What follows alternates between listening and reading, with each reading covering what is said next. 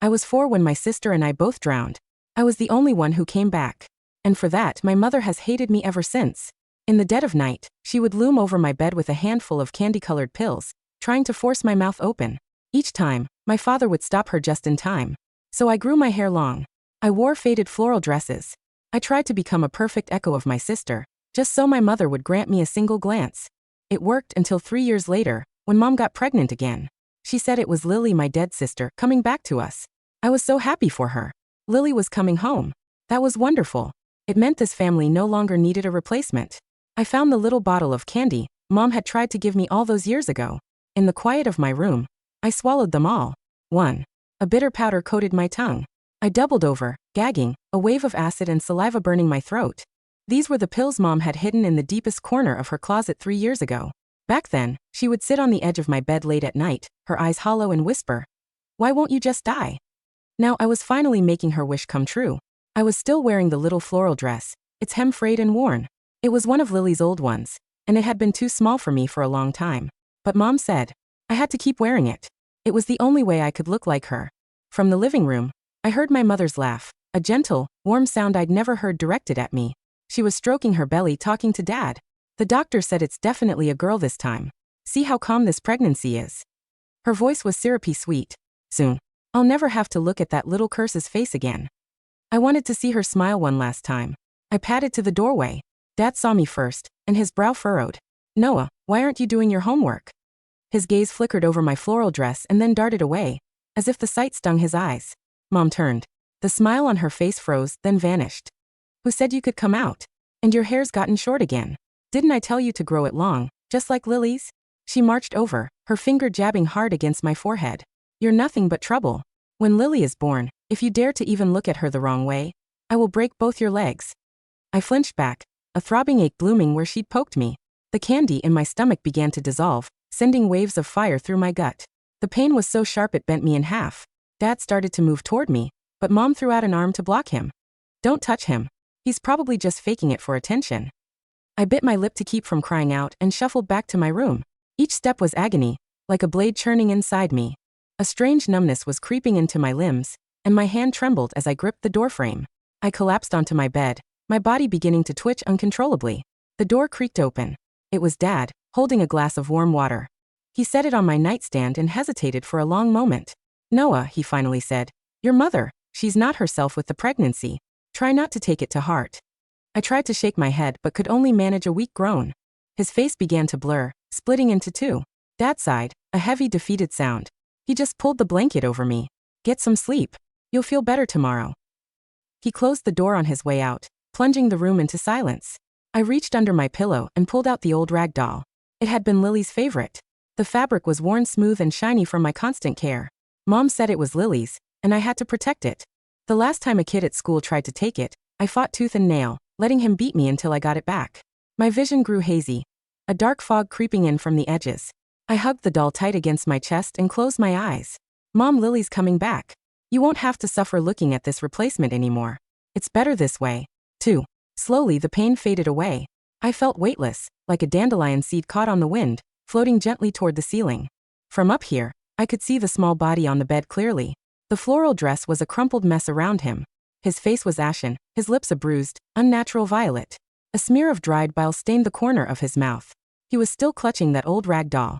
Mom pushed the door open, but she didn't look at the bed. She walked straight to the desk and picked up Lily's photograph, polishing the glass with her sleeve. "Oh, Lily," she murmured.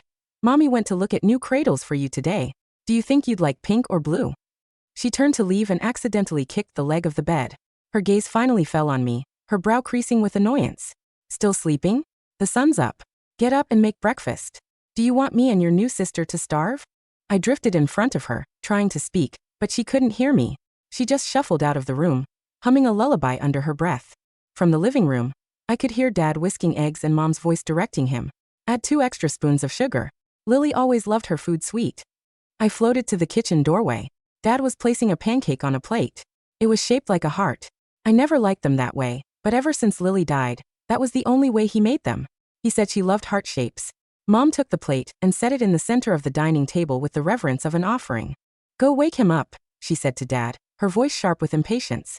"Don't let him make us late for buying the cradle." Dad put down the milk carton and walked toward my room. I followed him. He stood beside my bed, his hand hovering over me for a moment before he gently rested it on the blanket.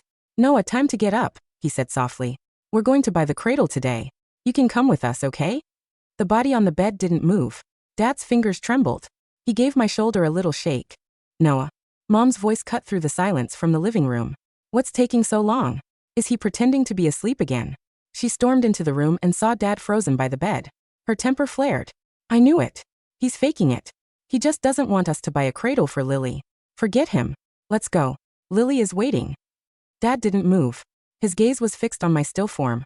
"He's our son too," he said, his voice raw. "He is not." Mom shrieked. "My only child is Lily. He's the monster who killed her." She snatched Lily's photo from the desk and hurled it to the floor. The glass shattered, a shard slicing across Dad's hand. He didn't make a sound, just silently gathered the broken pieces and wrapped his bleeding hand in a tissue. The phone rang in the living room. It was my teacher from school. Mom answered, her voice instantly turning warm. "Hello, Mrs. Davis. Is this about Lily?" "Oh no, I mean, is this about Noah?" When the teacher asked why I hadn't been in school, Mom's tone turned to ice. "He's just skipping. Don't worry about him, Mrs. Davis. Let him run wild. He's a lost cause." After hanging up, she grabbed Dad's arm. "Come on. We can't let him ruin our day for Lily." Dad glanced back at my room, his feet hesitating for a second, but she pulled him away. Just as the front door clicked shut, I saw him quickly wipe his eyes. The house was silent, except for the steady tick-tock of the clock on the wall. I drifted back to my bedside and looked down at myself. My face was still round with baby fat, but my frame had become so thin and frail that my chin was a sharp point. My hair had been trimmed recently, not quite long enough to meet Mom's standards, not flowing and soft like Lily's. I remembered the last haircut. The barber had accidentally snipped off a little too much, and Mom had screamed at him, accusing him of ruining Lily's image. When we got home, she made me kneel for 2 hours, telling me I wasn't worthy of having hair like my sister's. Kneeling there on the cold floor, staring at Lily's picture, I felt a strange sense of detachment. I didn't even know who that girl was anymore. 3. Dad and Mom came back that afternoon. They were carrying a beautiful pink cradle, embroidered with little princesses. Mom couldn't stop smiling. She placed it in the center of the living room. "Lily will adore this," she said to Dad. "She always loved sleeping with her princess dolls." Dad glanced toward my room. "Shouldn't we check on Noah?" he asked quietly. Mom's face instantly hardened. "Check on him for what? He'll come out when he's hungry." She sat beside the cradle, rocking it gently and humming a lullaby, her eyes filled with a tenderness so deep it seemed to overflow. I floated closer, looking at the pink cradle. It was small and delicate. Lily would have loved it. Mom had promised to buy it for her birthday, but Lily was gone before that day came. Now the cradle was finally here, and its new owner was on her way back, in a different form. Mom suddenly looked up, as if sensing a presence, her eyes scanning the space where I was. I shot up to the ceiling. Her gaze swept over the empty living room, and she frowned for a moment before turning her attention back to the cradle. "Lily, Mommy is waiting for you," she whispered. "I'll never let you go again." I watched the soft curve of her cheek, and I felt nothing. No anger, no sadness. Mom was finally getting her Lily back, and the replacement could finally disappear. That way, everyone could be happy. 4. On the third morning, a frantic knocking echoed through the apartment, loud enough to splinter the door. I floated into the hall as Mom opened it with an annoyed scowl. My homeroom teacher, Mrs. Davis, stood in the doorway. "Mrs. Williams," she said, her expression grave. "Noah has been absent for 3 days. My calls have gone unanswered, so I came to check on him." She tried to peer inside. "Is Noah home?" Mom's face turned sour. She blocked the doorway. "He's here. Just throwing a tantrum, refusing to go to school. Don't you worry about him, I'll handle it." "This is about more than a tantrum," Mrs. Davis insisted, her brow furrowed. "Last week, some of his classmates told me Noah was being bullied. They said the other children were pulling off his clothes and throwing cold water on him. I wanted to discuss it with you, but I couldn't reach you." Mom reacted like a cat whose tail had been stepped on. "Don't you listen to those children's lies. I'm sure it was Noah who started trouble. He's been a malicious child from the start. He killed his own sister, and now he's trying to play the victim at school." Mrs. Davis's face darkened. "Mrs. Williams, I saw the bruises on Noah myself. They were fresh. And from what I understand, Noah was only trying to protect another student. He is a sweet, quiet boy who works very hard. You can't speak about him that way." "Sweet?" Mom shrieked, her voice echoing down the hall. "If he was so sweet, why is my Lily dead? He's a curse. I should never have let him live." Mrs. Davis, taken aback by the outburst, took a deep breath. "If this is your attitude, I'll have no choice but to contact Child Protective Services." Noah is a good child, and he doesn't deserve this. She turned and walked away. Mom continued to hurl insults after her until she disappeared down the stairs. Slamming the door shut, Mom trembled with rage. She marched to my room and kicked the door with all her might. Noah, look at the trouble you've caused. Now you've got teachers showing up at our door. Why don't you just die? I floated beside her, watching her face contort with fury. I suddenly remembered the river, when I was 4. Lily and I were in the water. I had grabbed her hand, holding on for dear life, but the current was too strong. It tore us apart. When they pulled me out, the first thing I saw was Mom, clutching Lily's lifeless body, her first words to me a broken scream. Why wasn't it you? Dad came out of his study and put a hand on her arm. That's enough. The neighbors will hear. His voice was low and strained. He hasn't eaten in 3 days. Let's just go in and see him. Mom shook him off. See him for what? He's not going to die. But this time, Dad didn't listen. He pushed the door open and went inside. Mom hesitated, then followed him in. Dad walked to the bed and pulled back the covers. Sunlight streamed in, illuminating my pale face, my purplish lips, and the dried stain of blood at the corner of my mouth. The sunlight was cruel. It didn't warm the room. It only highlighted the stillness of the boy on the bed. Dust motes danced in the beam of light that cut across his face, but he didn't blink. He didn't breathe. My father stood frozen, his hand still gripping the edge of the duvet. The fabric was cold. His knuckles turned white. Noah. The word was barely a whisper, a question asked to a room that had already given its answer. He reached out, his trembling fingers brushing against my cheek. I watched from above as he recoiled, a sharp intake of breath hissing through his teeth. It was the touch of marble, smooth, hard, and unmistakably absent of life. Martha, he choked out. Martha, call an ambulance. My mother was standing by the door, her arms crossed, her expression one of practiced annoyance. Oh, stop it, David. He's holding his breath. He used to do this when he was 3. She marched over, her heels clicking on the floorboards with aggressive purpose. Noah, stop this nonsense right now. Do you hear me? Mrs. Davis is gone, you can stop acting. She reached out to grab my shoulder, to shake me as she had done 1,000 times before. But the moment her hand made contact with the stiff, unyielding flesh of my arm, her sentence died in her throat. The silence that followed was heavier than any scream. He's cold, she whispered, looking at her hand as if it didn't belong to her. Dad finally moved. A guttural sound tore from his chest, part sob, part roar. He fell to his knees beside the bed, burying his face in the mattress near my hand, the hand still clutching the rag doll. No, no, no, no, he chanted, rocking back and forth. Please God, no. Mom backed away, step by slow step, until her back hit the wardrobe. Her eyes were wide, fixed on the empty pill bottle that had rolled out from under my pillow when Dad moved the blanket. The label was faded, but she recognized it. It was her bottle, the one she had lost years ago. He took them, she murmured, her voice trembling. He actually took them. I floated near the ceiling, watching them. I felt a strange sense of pity, not for myself, but for them. They looked so small from up here. So broken. I did it, Mom, I thought. I finally listened to you. The paramedics arrived in a blur of static noise and heavy boots. They were professional, efficient, and grim. There was no rush, no shouting of clear, or frantic CPR. They checked for a pulse, shone a light into my fixed pupils, and then quietly packed their bags. Time of death looks to be approximately 48 to 72 hours ago. The coroner said to the police officer writing in a notebook. Rigor has passed. Decomposition is starting. 3 days. The officer looked at my parents, who were sitting on the couch in the living room.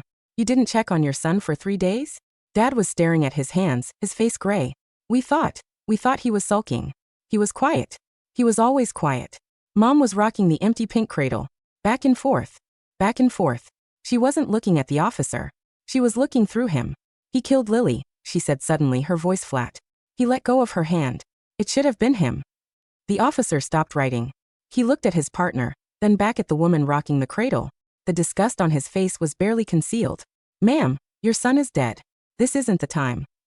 He's not my son, she snapped, her eyes flashing with a sudden, terrifying lucidness. My son died in that river with my daughter. This was just a mistake. Dad stood up then. It was a slow, painful movement, like an old man rising from a deep sleep. He walked over to Mom and for the first time in my life, he didn't try to placate her. He slapped her. The sound was sharp, like a cracking whip. The room went dead silent. The police officers took a step forward, hands hovering near their belts, but they didn't intervene. Mom stopped rocking. Her hand went to her cheek, her eyes wide with shock. He was 7, Dad whispered, tears streaming down his face. He was 7 years old, Martha. And he died alone in that room while we bought furniture for a ghost. He turned to the officers. Take me to the station. I want to confess. I killed him. I let it happen. They buried me next to Lily. It was a rainy Tuesday. The sky wept the tears my mother refused to shed. There were only a few people there, Mrs. Davis, my dad, a few neighbors who whispered behind their hands, and my grandmother who had flown in from the coast. Mom didn't come. She claimed the doctor told her the stress was bad for the baby, bad for new Lily. I sat on my own headstone, swinging my legs. It was weird seeing my name carved in granite. Noah Williams. Beloved son. Liar. I whispered, tracing the word beloved. Dad looked like a skeleton in a suit. He stood over the grave long after everyone else had left. He was holding the rag doll. He hadn't let it go since they took my body away. I'm sorry, Noah, he sobbed into the rain. I'm so sorry. I was a coward. I should have taken you away. I should have left her. He fell to his knees in the mud, ruining his suit trousers. I saw her feeding you the pills that night. Years ago. I stopped her, but I didn't leave. I thought I could protect you by staying. But I just watched you drown in this house, didn't I? I wanted to touch his shoulder, to tell him it was okay. Dad, I'm not in pain anymore. The water isn't cold here. But my hand passed through him like mist. He stayed there until dark. When he finally stood up, he left the rag doll on the grave, tucked under a plastic cover to keep it dry. Goodbye, buddy, he whispered. The house became a tomb. Dad moved into the guest room. He stopped eating. He stopped going to work. He spent his days sitting in my room, staring at the empty bed. Mom, on the other hand, flourished. Her belly grew round. She hummed as she painted the nursery pink. She bought dresses. She spoke to the air, telling Lily about the world she was coming back to. But the house remembered me. It started small. My favorite book, The Velveteen Rabbit, would fall off the shelf in the middle of the night. The smell of the cheap soap I used would waft through the hallway. Then it got specific. One night, Mom was sitting in the nursery, folding tiny socks. You're going to look so beautiful in these, Lily, she cooed. Suddenly, the rocking chair in the corner began to move. Creak, creak. Mom froze. David? Is that you? No answer. Just the rhythmic creaking. I was sitting in the chair. I wasn't trying to scare her. I just liked the rhythm. It was soothing. Stop it. Mom hissed at the empty air. Go away, Noah. You're dead. Leave us alone. She threw a pair of socks at the chair. They passed through me and landed on the floor. The temperature in the room dropped 10 degrees. I stood up and walked over to the cradle. The pink one she had bought the day I died. I reached out and pushed it. The cradle rocked violently, slamming against the wall with a loud thud. Mom screamed. She scrambled backward, knocking over a lamp. David. David. Dad ran in, his eyes wild. What? What is it? He's here. Mom shrieked, pointing at the cradle. He's trying to hurt the baby. He's jealous. He wants to kill Lily again. Dad looked at the still rocking cradle. He didn't look scared. He looked hopeful. Noah, he whispered. The rocking stopped. Dad walked into the room, ignoring Mom's frantic pleas. He sat on the floor near where I was standing. If you're here, Dad said softly, I want you to know I miss you. Every second. Mom gasped. How dare you? He's a monster. Dad turned to her, his eyes cold and dead. The only monster in this house, Martha, is you. And God help me, I'm the monster who enabled you. 3 months later, Mom went into labor. It was a stormy night, thunder rattling the window panes. Dad drove her to the hospital in silence. I sat in the back seat. The labor was difficult. The doctors were shouting. The heart rate monitor was beeping erratically. The cord is wrapped around the neck, a nurse yelled. We need to do an emergency C-section. Mom was screaming, but not in pain. She was screaming a name. Lily. Don't leave me, Lily. I drifted into the operating room. I saw the baby. It wasn't Lily. It was a boy. When the doctor pulled him out, silence filled the room. The baby wasn't crying. He was blue. Resuscitate, the doctor barked. Mom was drifting in and out of consciousness. Is she okay? Is my Lily okay? Dad stood by the warmer, watching the doctors work on the tiny, lifeless body. He looked numb. Time of death. The doctor began, then paused. Wait. We have a pulse. A weak cry pierced the air. The baby lived. When they brought the baby to Mom in the recovery room, she looked at the bundle with glowing anticipation. Let me see her, she whispered. Let me see my Lily. The nurse hesitated. Mrs. Williams, it's a boy. The world stopped. Mom's smile vanished. Her eyes went wide, filled with a horror so profound it looked like madness. No, she whispered. That's a lie. The doctor said it was a girl. It's Lily. It's a boy, ma'am, the nurse said gently, placing the baby in her arms. Mom looked down. She saw the face. And she screamed. It wasn't just that it was a boy. The baby had a birthmark. A distinct, port wine stain on his left cheek, shaped like a teardrop. I had the exact same birthmark. Mom shoved the baby away as if he were burning coal. Get it away. Get it away from me. It's him. He came back. She thrashed in the bed, tearing at her IVs. He tricked me. He stole Lily's place again. You little devil. Why won't you stay dead? Dad caught the baby before he could fall off the bed. He held his new son close, looking at the birthmark. Tears streamed down his face, but this time, they were different. Hello, Noah, he whispered to the baby. I looked at the baby too. I looked at the tiny, squalling thing that had just entered this world of pain. It wasn't me. I was still here, floating in the corner. That baby was a new soul, innocent and blank. But he carried a reminder, a mark to ensure he would never be forgotten. They named him Gabriel. But Mom never called him that. She called him it. Or sometimes when she was deep in her wine cups, she called him Noah with a sneer. She refused to touch him. She refused to feed him. Dad took a leave of absence and did everything. He learned to change diapers, to mix formula, to burp a baby. The house became divided. Mom lived in the master bedroom with the door locked, surrounded by Lily's old things. Dad and Gabriel lived in the living room and the kitchen. My room, the room where I died, remained closed. I watched Gabriel grow. He was a happy baby despite everything. He had Dad's eyes. But Mom was deteriorating. She started seeing me everywhere. She would wake up screaming that I was standing at the foot of her bed, dripping wet. She told the neighbors I was putting glass in her food. She told the mailman I was hiding in the mailbox. One afternoon, when Gabriel was 6 months old, Dad went to the store. He left Gabriel in the playpen in the living room. Mom came out of her room. She hadn't showered in days. Her hair was matted. She was holding a pillow. She walked toward the playpen. You think you're clever, she whispered to the giggling baby, coming back in a new skin. But I know it's you, Noah. I know you ate Lily in the womb. She reached into the playpen. She didn't pick him up. She placed the pillow over his face. I screamed. I screamed with all the spectral energy I had. No. I flew her. I concentrated every ounce of my will into my hands. I couldn't touch her, but I could touch the environment. I grabbed the chandelier above the playpen. I swung on it. The chain groaned. Mom pushed down on the pillow. Gabriel's muffled cries stopped. Snap. The chandelier broke free from the ceiling. It crashed down, not on the baby but right next to Mom. The explosion of glass and metal sent shards flying. A large piece of crystal sliced across her arm. She shrieked, recoiling, dropping the pillow. Gabriel gasped, coughing, his face red and tear-streaked. The front door burst open. Dad dropped the groceries. He saw the broken chandelier, the pillow on the floor, and Mom bleeding, standing over the gasping baby. He didn't ask questions. He didn't hesitate. He walked over, picked up Gabriel, and walked out the door. He put the baby in the car. He got in the driver's seat. He locked the doors. Mom ran out onto the porch, blood dripping from her arm. David, where are you going? Don't leave me with him. David. Dad started the engine. He looked at her through the window. I'm done, Martha, he said. I'm saving this one. He drove away. I sat in the back seat, next to Gabriel's car seat. I watched my mother shrink in the rearview mirror until she was just a speck, alone in the house of ghosts she had built. Dad didn't go back. He filed for divorce. He got full custody. The court granted it easily after the psychiatric evaluation. Mom failed. She was institutionalized a month later. They said she was a danger to herself and others. She spent her days rocking a pillow, singing lullabies to a daughter who had been gone for years, in a world where time had stopped. Dad and Gabriel moved to a small house near the ocean. It was bright and airy. There were no pink cradles. No strains. Dad put a picture of me on the mantelpiece. Not the one Mom hated. A candid one, where I was laughing, holding a dripping ice cream cone. This is your big brother, Noah, Dad would tell Gabriel as he grew up. He was brave. And he saved you.